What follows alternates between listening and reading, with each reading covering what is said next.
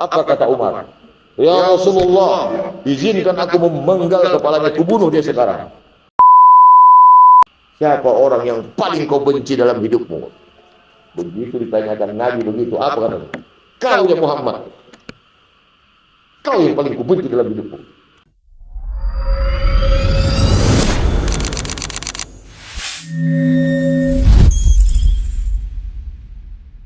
Bismillahirrahmanirrahim. Assalamualaikum warahmatullahi wabarakatuh. Alhamdulillah, kita ucapkan kalimat ini kepada Allah Subhanahu wa taala karena kalimat itu memang dipiralkan Allah. Apa Ustaz dipiralkan? Dibiasakan Allah lisan kita ini untuk mengucapkannya. Dipaksa Allah lisan kita mengucapkan alhamdulillah. Mana buktinya Ustaz? 17 rakaat salat sehari semalam. Diwajibkan baca awal Fatihah, apa yang ketemu? Meninggal orang tua kita di hadapan kita, kita sebagai imamnya. Atau ikut kita menjadi jamaah di antara sholat mayat ayah kita yang meninggal atau mama kita meninggal.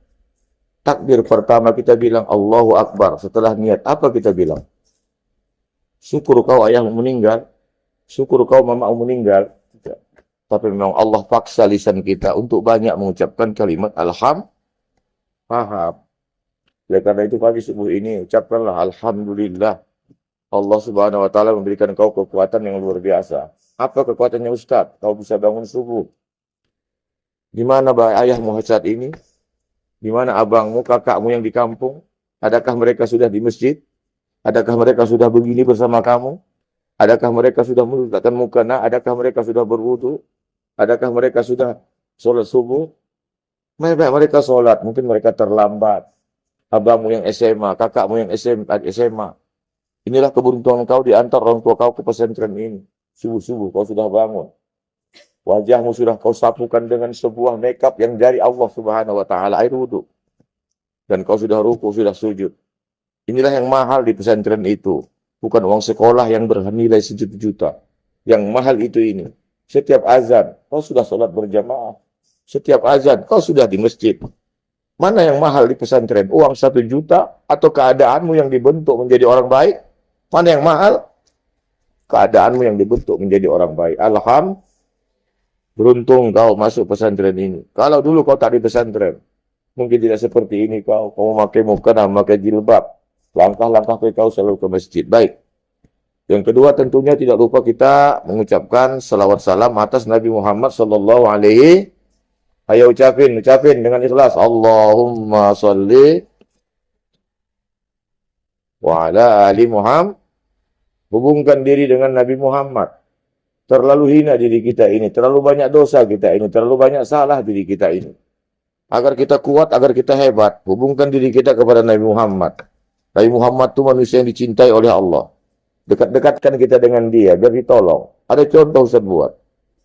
Kamu tahu ajudan bupati. Ajudan bupati itu pegawai rendahan nih. Tak boleh tinggi pangkatnya. Yang disuruh-suruh bupati. Bukakan pintu mobilnya. Kalau bupati datang. Dia membawakan tas bupati. Kalau bupati masuk, diangkatkannya selop bupati, disimpankannya. Namanya aju. Tapi siapa dia? Orang yang dekat dengan bupati. Iya kan? Ajudan bupati. Pernah tahu itu? Ajudan bupati dia. Tapi dia siapa? Pangkatnya rendah. Pangkatnya paling rendah itu. Nggak ada eselonnya. Dia disuruh-suruh. Nanti sini kata bupati. Datang dia lari. Coba ini. 2000. Selop bupati pun diangkatkan. Tapi kenapa semua orang-orang yang pejabat-pejabat takut sama dia? Segan sama dia. Karena dia dekat dengan bupati. Begitu hebatnya dia. Sampai pejabat kalau mau ada keperluan. Oh, saya bisa ketemu dengan Pak Bupati. Kata ajudan, bentar ya, saya tanya dulu jadwal Pak Bupati. Bisa tidak kau ketemu? Kalau bisa katanya ketemu. Kalau enggak, tidak. Padahal siapa? Dia berpangkat rendah. Tapi karena dekat dengan seorang bupati yang mempunyai kekuasaan, dia menjadi maksud Ustaz. Saat kau sering bersalawat salam kepada Nabi Muhammad sallallahu alaihi wasallam, levelmu, nilaimu akan naik di hadapan paham. Banyakkan salawat Allahumma sholli ala Muhammad wa ala ali. Baik. Pagi subuh yang mulia ini sebentar aja kita, paling lebih kurang 10 menit, 15 menit. Dah kita turun ya. Kalau laki-laki udah sering kita lakukan kan? Nah, ini ada komen-komen kami, kok tak ada Ustaz. Oke, kita lakukan ya. Baik. Yang penting gini. Kalian harus mendapatkan pertambahan ilmu setiap hari, tambah ilmu satu, walaupun satu ilmu, tambah satu hari satu ilmu. Ini akan menjadi baik. Karena tidak ada tujuan orang tua kau nyekolahkan kau kemari, kecuali dia berharap kau belajar, kau punya ilmu. Karena apa? Karena ilmu itu sangat bernilai tinggi. Ingat ya, saya katakan, dengar ini ya, Ustaz dengar. Jangankan engkau sebagai manusia. Jangankan engkau sebagai manusia. Seekor binatang anjing ketika dia punya ilmu, dia berharga dan naik levelnya. Apa maksudnya Ustaz? Dalam Al-Quran, pada surah Al-Ma'idah, ada Allah mengatakan, anjing yang disebut dengan anjing mu'allam. Ayat kedua, ayat ketiga. Mukallibina tu'allimunahunna mimma 'allamakumullah. Para anjing-anjing yang mereka dilatih berburu. Namanya anjing mu'allam. Mim, ain, lam, mim. Mu'allam. Anjing yang terlatih berburu. Anjing mu'allam itu, walaupun najis kelas berat dalam kehidupan kita, tapi dalam hukum fikih, seekor anjing mu'allam itu, kalau dia sudah dilatih berburu oleh tuannya, sudah diberi pengetahuan berburu, saat dia dilepaskan dari talinya, sebelum dia dilepaskan untuk mengejar seekor rusa misalnya, itu dibilang Bismillah, Allahu Akbar, tok dilepaskan dia, dikejarnya rusa itu, ditangkapnya, digigitnya, dibawanya pulang kepada tuannya. Apa hasilnya? Buruannya boleh dimakan. Kenapa boleh? Karena dia anjing yang sudah mempunyai pengetahuan, sudah dikasih ilmu, cara berburu, cara nangkap. Tapi dididik oleh tuannya, punya ilmu. Tapi kalau ada seekor anjing yang tak pernah dilatih, dididik, ditangkap dia binatang, walaupun binatang itu halal, dibawanya kepada tuannya, haram dimakan. Tapi kalau sudah dilepaskan dia, Allah, Bismillah, Allahu Akbar, kejar itu, bilang, pujarnya itu. Tangkapnya, dibawanya, seretnya pulang rusa itu. Makanlah, walaupun sudah mati. Walaupun tak kau sembelih tadi. Faham di situ. Binatang saja dibedakan Allah tangkapannya yang sudah terlatih berburu dengan binatang yang belum pernah dilatih, apalagi kau sebagai manusia, sebagai santri. Maka ilmu itu menaikkan levelmu, ilmu itu menaikkan derajat. Paham? Itu dalam Al-Quran. Oh, ini yang beberapa waktu yang lalu kamu melihat musim-musim longsor kan di Aceh, Tapanuli Selatan, Tapanuli Utara, Sibolga, ya kan? Banjir bandang, tanah longsor. Kamu tahu sih, siapa yang membantu para badan apa itu yang bekerja sebagai pencari mayat-mayat yang tertimbun dengan polisi? Siapa pembantu mereka? Tuh, pandai loh. Anjing kan? Dibawa anjing. Kalau di situ namanya bukan anjing mu'allam, namanya anjing pelak. Itu bahasa Indonesianya, bahasa Indonesia namanya. Tapi dalam Al-Quran, mukallibina tu'allimunahunna. Para anjing-anjing mereka sudah diajari mereka. Dibawa itu semua polisi. Dibajui mereka. Pakai baju polisi pula itu. Cantik mereka. Dilepaskan. Kenapa mereka dibawa?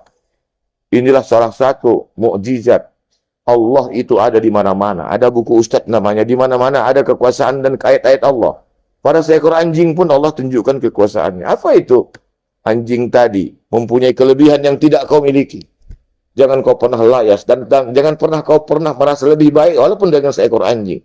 Dengan seekor anjing pun kau tidak pernah boleh merasa lebih baik. Kenapa? Anjing itu, kelebihannya kau tahu. Apa kelebihannya Ustaz? Hidungnya itu mampu menyimpan miliaran bau. Dalam buku yang Ustaz baca. Miliaran bau mampu disimpan di sini. Dan setelah disimpannya di sini, dapat dibeda-bedakannya. Buahnya bau disimpannya. Dibeda-bedakannya. Maka satu kali diciumkan kepada dia bau itu, selamanya disimpan. Besok ciumkan lagi narkoba, ektasil, sabu-sabu, apapun disimpan. Maka kalau di negara-negara maju, supaya kamu tahu, insya Allah nanti kamu jadi orang hebat, amin. Jadi orang sukses, amin. Jadi orang yang keluar masuk luar negeri, amin.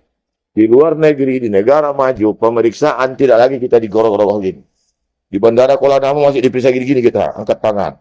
Luar negeri enggak. Begitu kau turun dari pesawat, mau melewati pemeriksaan, kau hanya melewati anjing-anjing yang dikerangkeng dalam jerjak besi.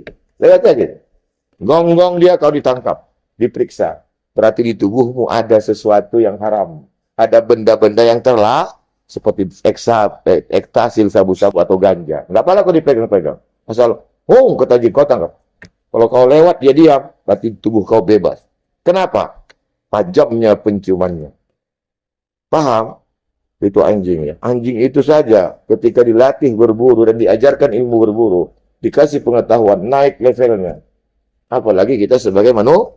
Iya, maka Allah bilang apa? Ayat apa yang hafal ayatnya? Ya rafa'illahu alladzina amanu minkum walladzina utul ilma. Allah akan mengangkat derajat siapa? Orang-orang yang berilmu, beriman dulu. Ya rafa'illahu alladzina amanu. Allah akan angkat derajat orang-orang yang beriman. Yang kedua siapa? Walladzina utul ilma. Orang-orang yang punya ilmu beberapa diangkat derajatnya. Anjing tadi berbeda tangkapannya. Itu anjing tadi dibawa nih polisi, ya kan? Ustaz punya pengalaman. Mana betul anjing itu punya daya ciuman hebat tidak? Bisa nyimpan daun tidak? Benar. Ustaz buktikan dulu. Ustaz kalau keluar itu ada galon di kantor Golkar, ada galon. Ingat semua. Kantor Golkar itu ada galon kan? Orang kita non muslim itu, tapi saya dekat kawan sama dia. Ustaz sering ngisi minyak di situ. Awal-awal dulu Ustaz ngisi minyak di situ, itu ada anjing. Saya digonggong. Dikujar saya. Apa? Aku bilang, enggak apa-apa Ustaz, enggak apa-apa. Tenang aja, Bang. Jangan. Pak Ustaz itu, kata orang itu kan, anak-anaknya, ngisi saya. Tapi beberapa kali saya ke situ, enggak digonggong lagi. Seperti saya ngisi minyak, dia tidur gitu, tengoknya saya gitu. Oh, sawal, kata. Enggak mau lagi dia. Itu loh, biasa Allah. Udah. Besok Ustaz bawa istri Ustaz berhenti ngisi minyak di situ. Gonggong lagi dia. Istri Ustaz kan, Nuri, saya bawa. Gonggong. Kata tuannya. Jangan. Pak Ustaz itu, Pak Ustaz. Ada manik. Kata. Bau saya disimpannya, tapi bau istri saya belum. Gonggongnya. Oke, dia nggak apa-apa bilang. Dah. Besok saya bawa lagi istri saya. Diam dia. Kayak gitu. Oh, si awal sama si Nuri. Nggak digonggongnya lagi. Udah kenal dia bawanya rumahnya. Maka usah perhatikan. Anak-anak yang punya rumah itu, asal pulang, nggak diapain. Coba nanti kau perhatikan. 2-3 kali kau ke rumah orang yang punya anjing. Itu pertama kau digonggong. 2-3 kali nggak digonggong kau. Tapi kalau baru pertama kali, diciumnya kau, belum terciumnya, belum tersimpannya baunya, bau tubuhmu di sininya. Tengoknya kau. Ngomong. 3 kali, 4 kali, oh si nikah katanya. Nggak mau lagi dia. Gitu. Paham? Oke, baik. Nah, itu yang pertama. Jadi belajar. Karena Allah Subhanahu wa Ta'ala sangat membedakan orang-orang yang berilmu dengan yang tidak berilmu. Baik, kita tutup ceramah. Begini, satu hari Nabi kita Muhammad Shallallahu Alaihi Wasallam sedang berada di rumah salah seorang sahabat Ansor. Siapa itu Ansor? Orang-orang yang menolong kedatangan orang-orang kota Mekah. Dari kota Mekah datang ke kota Madinah. Yang menolong itu namanya siapa? Yang orang datang dari kota Mekah ke Madinah siapa namanya? Muhajirin. Bagus ya. Oke, ini kita tunggu dengarkan ini. Saat Nabi bersama, ini cerita dari siapa? Cerita dari seorang sahabat Nabi Ibnu Abbas radhiyallahu anhu, orang yang jago tafsir pada masa Nabi, anak muda tapi pakar tafsir. Ilmunya luar biasa padahal dia masih muda, umurnya masih 16 tahun. Makanya kalau ada sesuatu Umar mengatakan, Ibnu Abbas, coba tafsirkan ayat ini. Ditafsirkannya kena kali. Yang lain tak mampu. Baik. Saat mereka berada di rumah salah seorang sahabat Ansor, ada Rasul, ada Abu Bakar, ada Umar, ada Ali, ada semua. Ngapain mereka ta'lim belajar gini dengan Rasul? Rasul menyampaikan agama gitu. Tiba-tiba terdengar pintu suara diketuk. Tapi tidak ngucapin salam. Kalau sahabat yang datang terlambat, pasti ucapin salam. Dia akan bilang, Assalamualaikum ya Rasulullah. Ini tidak. Ketuk-ketuk aja. Apa dia bilang? Wahai orang-orang yang di dalam, kamu izinkankah aku masuk? Sementara kamu butuh dengan kedatanganku? Itu aja bilang. Kamu izinkankah aku masuk? Sementara kamu yang di dalam semua butuh dengan kehadiranku deh. Mendengar itu sahabat-sahabat saling tengok-menengok gitu. Semua tatapan melihat Rasulullah. Mereka ingin secepatnya Rasul memberitahu siapa yang datang. Pada saat itu kata Rasul, tahukah kamu siapa yang datang untuk pintu itu? Kata Rasul. Sahabat-sahabat mengatakan, Allahu wa Rasuluhu a'lam. Allah dan Rasulnya yang lebih tahu ya Rasul. Siapa? Kami tidak tahu siapa yang datang. Apa kata Rasul? Tahukah kamu? Yang datang itu adalah Iblis la'natullah. Yang menyesatkan ayahmu, bapakmu dulu dari surga. Datang di rumahnya. Mendengar kata Rasul yang datang itu siapa? Bangkit Abu Umar bin Khattab. Umar bin Khattab ini kan agak emosi dia. Yang seorangnya terus nggak macam saya penyabar kan. Nah, tengoklah inilah macam Ustaz ini marah kali tuh masalah. Langsung apa kata Umar? Ya Rasulullah, izinkan aku memenggal kepalanya, kubunuh dia sekarang. Nah, kata Rasul yang datang itu siapa? Izinkan aku sekarang kupenggal lehernya, kubunuh dia. Umar duduk, duduk. Tidakkah kau tahu bahwa Allah sudah memberikan umurnya panjang ila yaumil waqtil ma'lum. Dia dipanjangkan umurnya sampai hari pembala, nggak dibunuh pun nggak mati itu. Karena dia sudah bilang kepada Allah, Rabbi anzirni ila yaumil waqtil ma'lum. Kata Allah, qala Rabbi fanzirni ila yaumil waqtil ma'lum. Aku panjangkan umur kau sampai hari yang nanti. Apa yang dibunuh lagi? Nggak mati dia. Kalau gitu, biarkan dia masuk. Bukakan pintu, kata Rasul kepada salah seorang sahabat. Dibukain pintu. Begitu dia datang, masuk. Dia bilang, Assalamualaikum ya Rasulullah. Ambil dia. Lalu dia bilang apa lagi? Assalamualaikum ya jama'atal muslimin. Dia bilang apa? Assalamualaikum ya Rasulullah. Assalamualaikum ya Muhammad. Mohon maaf, salah. Dia bilang, Assalamualaikum ya Muhammad. Assalamualaikum ya jama'atal mu'minin muslimin. Kata Rasul, Assalamu lillah ya la'in. Assalamu lillah ya la'in. Apa arti itu? Assalamu lillah, keselamatan milik Allah. Ya la'in, wahai makhluk yang terkutuk. Diam dia. Masuk dia, sahabat-sahabat semua melihatnya, kata Ibnu Abbas. Ini banyak cerita ini kan. Begitu dia masuk, apa yang terjadi? Saat itu kedatangan dia membuat sebuah heran pada sahabat. Kenapa? Karena pada saat itu nampaklah bagaimana bentuk dari dia. Bentuknya begini katanya. Pertama, bahwa itu nampak janggutnya 7 biji. Tahu 7 biji janggut? 7 aja janggutnya. Dan panjang-panjang seperti bulu kuda. Makanya orang Islam tidak boleh pakai janggut 7 biji. Kalau bisa 8 atau 6 aja. Atau 100 gitu ya. Panjang gitu, udah. Kemudian, mohon maaf ini mata dia. Kalau kelopak mata kita ini terbelahnya kemari samping ya. Dia terbelah ke atas gini. Bisa dipahami itu? Kelopak matanya terbelah ke atas gini. Berarti kalau bukanya gini. Kalau kita kan gini kan. Nah, kalau dia gini. Paham ini? Terbelah gini. Udah. Kemudian bibirnya tebal seperti bibir kerbau. Bibir kerbau, begol. Udah, apalagi matanya buta sebelah. Udah, telinganya besar, kepalanya seperti kepala gajah, keluar gigi taringnya. Itulah iblis, menampakkan wujudnya. Pada saat itu, sahabat-sahabat, kata Rasul, inilah iblis itu. Kata Rasul, untuk apa kau datang? Apa kau datang kemari?